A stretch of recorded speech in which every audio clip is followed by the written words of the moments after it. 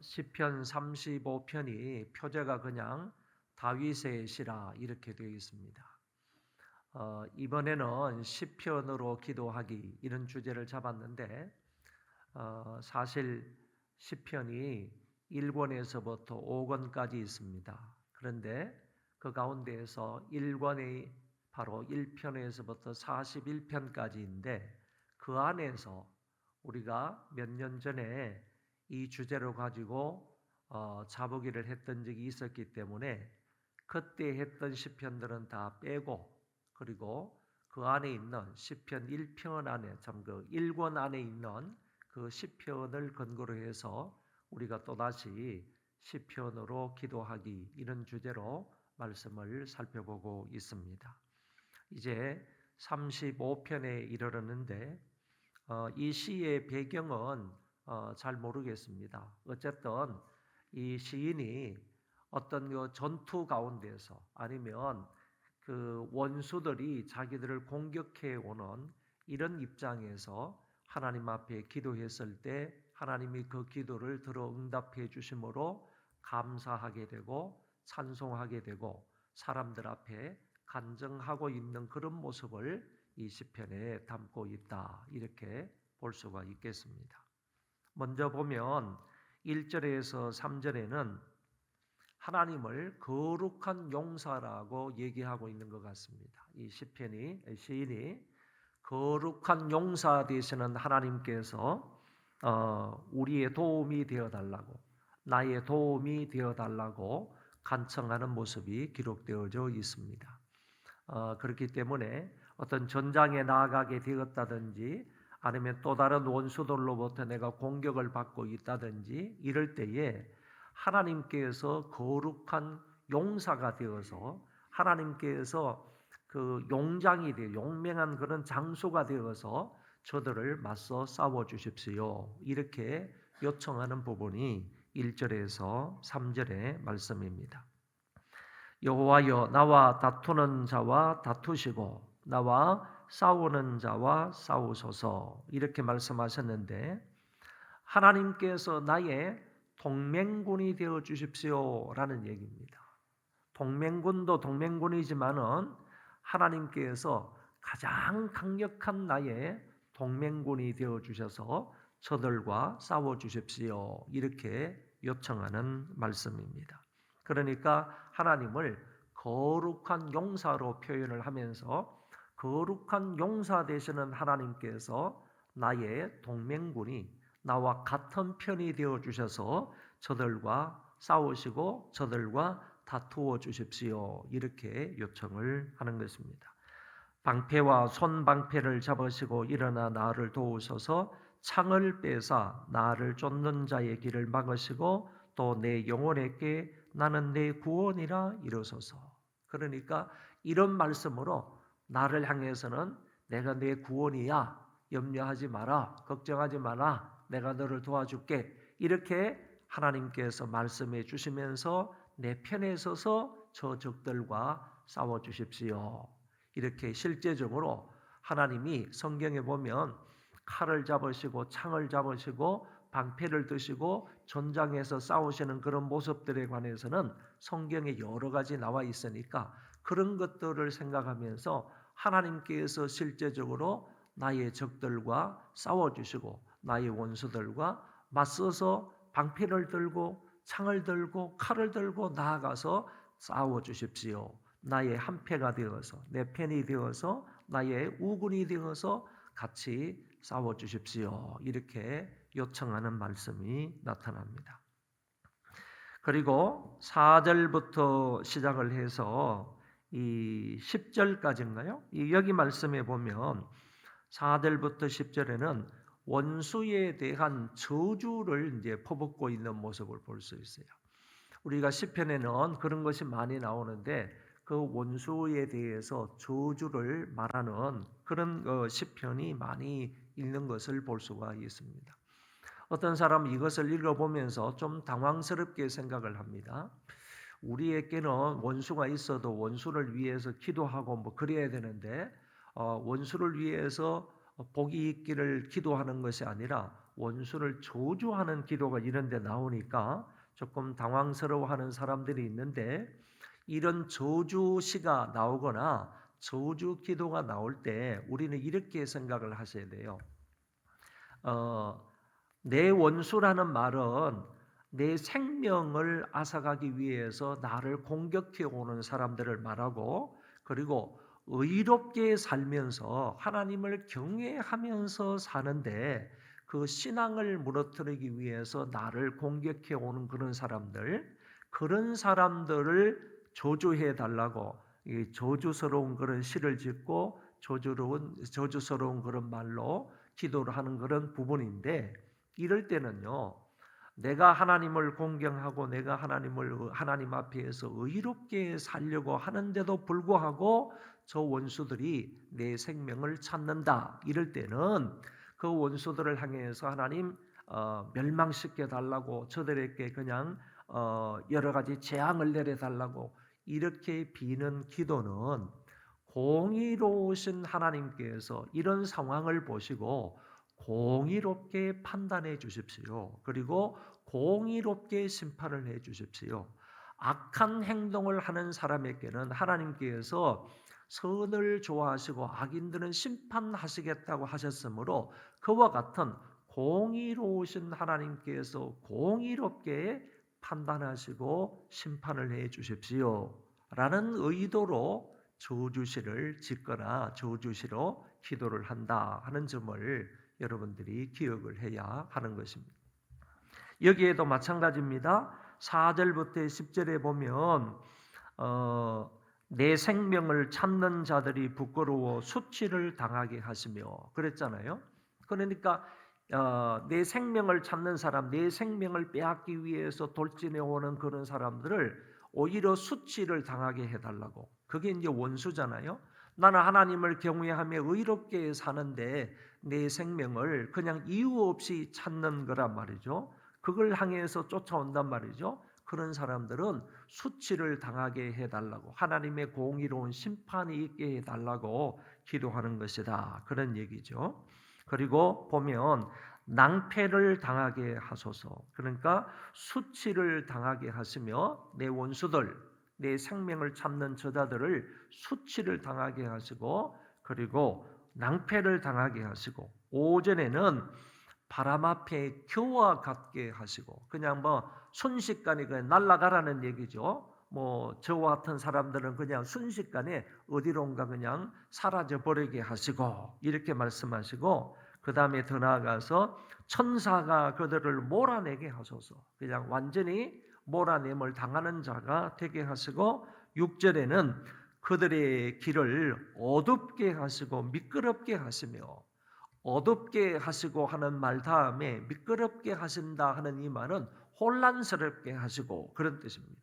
그러니까 그들의 앞길에는 어둡고 혼란스럽게 해달라고 하나님 앞에 기도하는 그런 내용이고요. 그리고 저들이 나를 잡으려고 함정들을 많이 파는데, 덫을 놓고 여러 가지 웅덩이를 많이 파는데, 저들이 파놓은 그런 함정, 웅덩이, 덫에 오히려 저들이 잡히게 해 주십시오. 저들이 잡히게 해 주시고, 그 다음에 그들이 그 가운데에서 멸망을 당하게 하십시오. 그들의 멸망이 순식간에 오게 해 주십시오. 이렇게 기도하는 장면들이 나타나고 있습니다. 이런 기도는 바로 원수를 저주하는 그런 기도인데, 이런 기도는 하나님의 공의로운 심판을 악행하는 사람들에게 내려달라는 그런 기도이다 하는 것을 기억하시면 되겠습니다. 그 다음에 11절부터 18절까지의 말씀을 보면 이 시인이 또 누구를 위해서 기도를 하느냐 하면은 친구들이 배반을 했던 것 같아요. 정말 자기가 그 사람을 정말 성심성의껏 섬긴 사람인데, 그 사람을 위해서는 정말 이것저것 도와줄 수 있는 것은 정말 성의를 다해서 최선을 다해서 그 사람을 도와줬는데, 그리고 심지어 애사가 있을 때 정말 내 부모가 돌아가신 것처럼 내가 슬피 울면서 애곡하면서 그 사람을 위로하고 격려했는데 오히려 그 사람이 배반했다는 거예요. 그래서 친구의 배신을 두고 지금 애통해하는 그런 모습, 내가 어떤 죄를 지어서 이런 배신을 당했다 하는 것이 절대로 아니라는 사실에 관하여서 말씀하고 있는 부분이 여기에 나옵니다. 11절에 한번 보세요. 불의한 정인들이 일어나서, 이제 올바른 정인들이 아닌 것입니다. 올바른 바른 정인들이 아니고 불의한 정인들이 일어나서 내가 알지 못하는 일로 내게 질문하며, 그러니까 자기가 전혀 행한 일이 아님에도 불구하고 그런 것을 덜추어내서 그런 것을 가지고 이제 질문을 하고 여러 가지 공격을 한다는 말이죠. 내게 선을 악으로 갚아 그랬습니다. 선으로 내가 그 사람들에게 선을 베풀었는데 그 사람들은 이제 악으로 나한테 갚는다는 말이죠. 나의 영혼을 외롭게 하나 나는 그들이 병들었을 때에 굵은 베옷을 입으며 금식하며 내 영혼을 괴롭게 하였더니, 그러니까 그들이 병들었을 때에 정말 애절한 마음으로 간절한 마음으로 그들을 위해서 이렇게 금식하면서 기도했는데 그런 기도가 이제 내 품으로 돌아왔대요. 나에게 오히려 돌아왔대요. 그들에게 임한 것이 아니라 나에게로 돌아왔도다. 14절에 내가 나의 친구와 형제에게 행함같이, 이것 잘 보세요. 내 친구에게 행함같이, 그리고 내 형제들에게 행함같이 그들에게 행하였대요. 그 사람들은 바로 여기 앞에 나오는 불의한 정인들이고요. 그리고 어떤 면에 있어서는요, 친구와 형제들에게 함과 같이 그들에게 행하였다라는 말은 그들을 친구와 같이 대하였고 그들을 형제와 같이 대하고 대접을 했다는 그런 얘기가 아니겠습니까? 그들에게 행하였으나 내가 몸을 굽히고 슬퍼하기를 어머니를 곡함같이 하였도다. 그들의 어떤 가족들이 돌아가게 되면 내가 정말 형제처럼 되어서 내 어머니 곡함같이 그들을 위해서 이렇게 울면서 위로를 했다, 그런 얘기입니다. 15절에 그러나 내가 넘어짐에 그들이 기뻐하여 서로 모임이요, 그러니까 내가 넘어지니까 그들이 기뻐했다. 내 넘어짐을 그들이 기뻐했다는 겁니다. 위로하고 격려하고 이렇게 세워주려는 생각은 없고 그들이 오히려 다가와가지고 내 넘어짐을 기뻐했다. 그리고 모여서 불량배가, 이렇게 말합니다.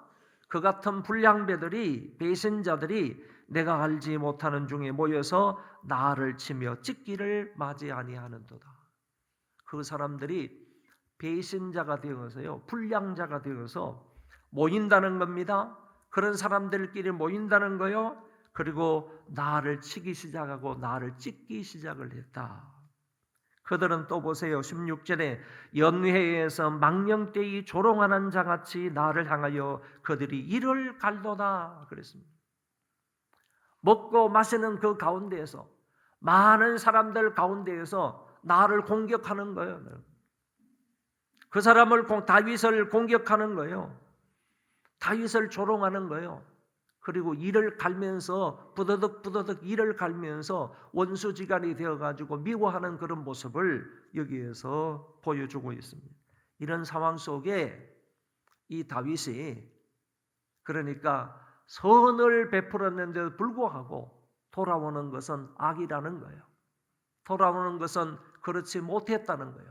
이런 상황들을 보면서 자기의 그 친구들의 배신에 대한 애통하는 마음, 나는 죄가 없는데 이와 같이 억울하게 배신을 당한 것처럼 불량들의 공격을 받고 있으니 시편의 기자가 17절에서 이렇게 말하는 거죠.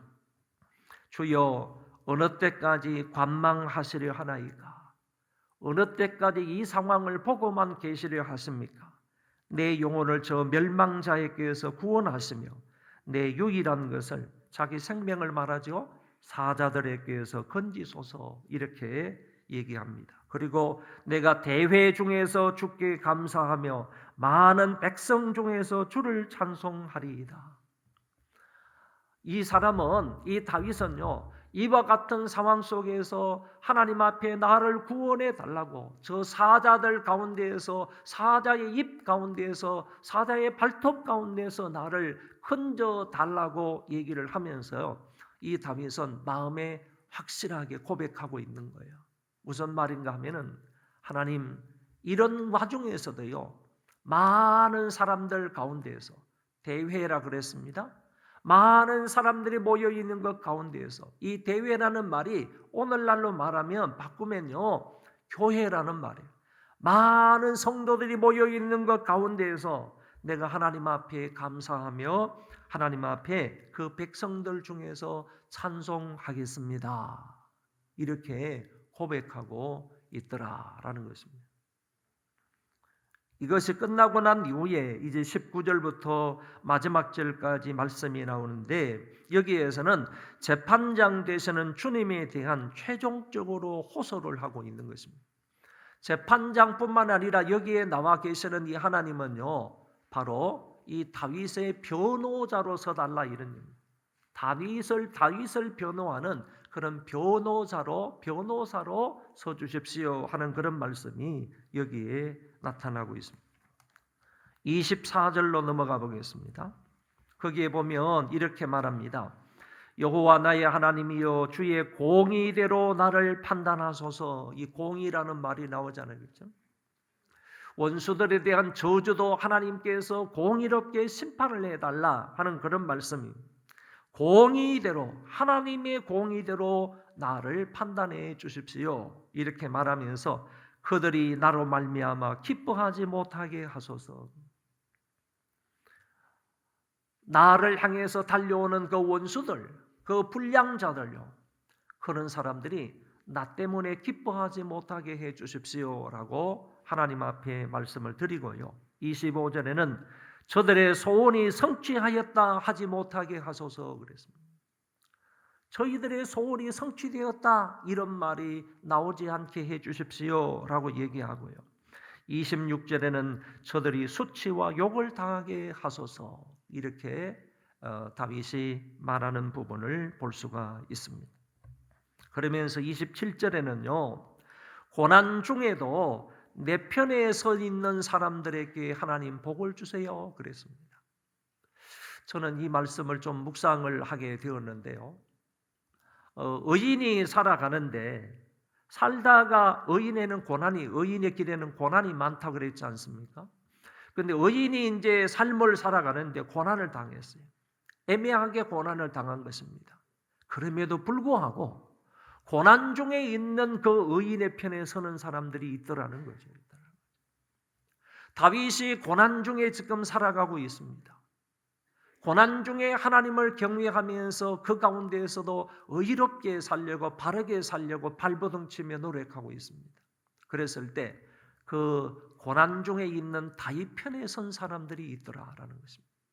다윗은 하나님 앞에 기도하기를, 이 고난 중에 내 편에 서 있는 이 사람들에게 하나님 복을 주십시오, 이렇게 27절에서 기도를 합니다.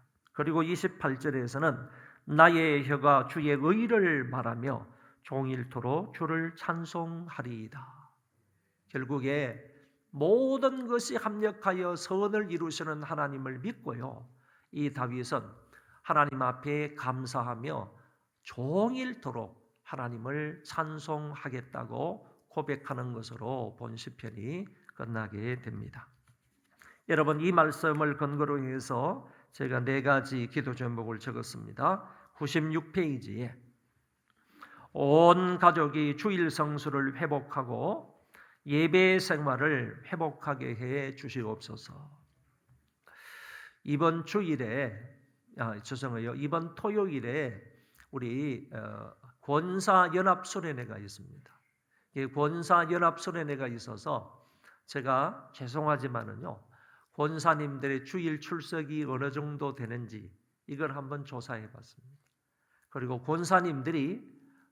권사님이라면 기본적으로 11조 생활은 해야 된다, 이 생각에서 권사님들이 11조 생활을 잘 하고 있는지 이것도 한번 조사를 해봤습니다.